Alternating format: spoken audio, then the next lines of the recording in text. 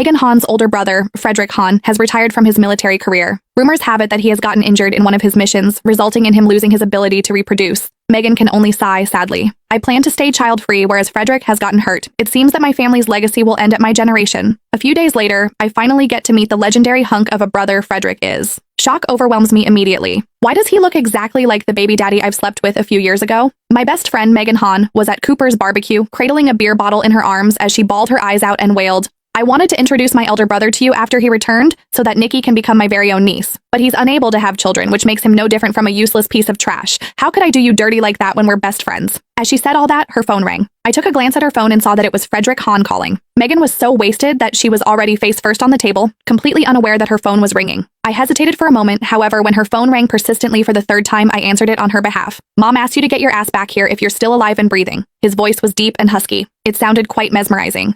I pinched my earlobe, which felt strangely warm for no reason. "Hello there, I'm Megan's friend. We are at Cooper's barbecue. Would you be able to come over and pick her up?" Given Megan's current condition, it was going to be a struggle to get her home today. After all, I had quite a bit to drink too. It would obviously be a lot more convenient if someone could come and pick her up. Before the man on the phone could even respond, Megan, who had passed out face down on the table, came back to life all of a sudden. Oh, poor Fred. He joined the military academy at such a young age, and he's still a virgin after all these years. Now that he's in this predicament, no one will ever want him. Suddenly, the call went eerily quiet. The awkwardness was enough to sober me up a little. I explained, she really had quite a bit to drink. "Give me the address. 8 South Avenue. Then he hung up. Previously, I had heard Megan talking about her elder brother. He was a tough and strong-willed guy, someone she had idolized since she was a child.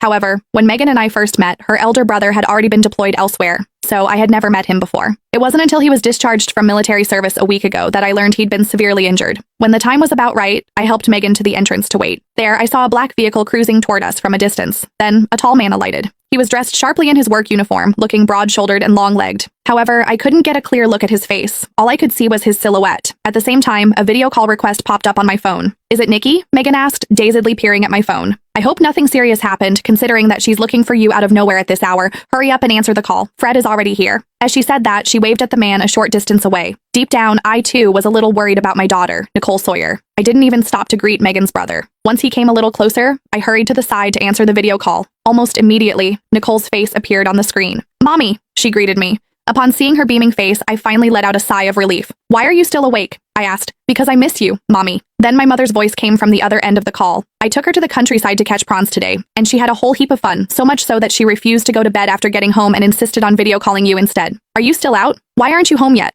I came out to meet up with Megan for a bit. My mother had brought Nicole back to my hometown for a few days, giving me a rare bit of peace and quiet. "Is Megs there too?" Nicole squeezed her face back into the frame. "Mommy, I want to speak with Megs too."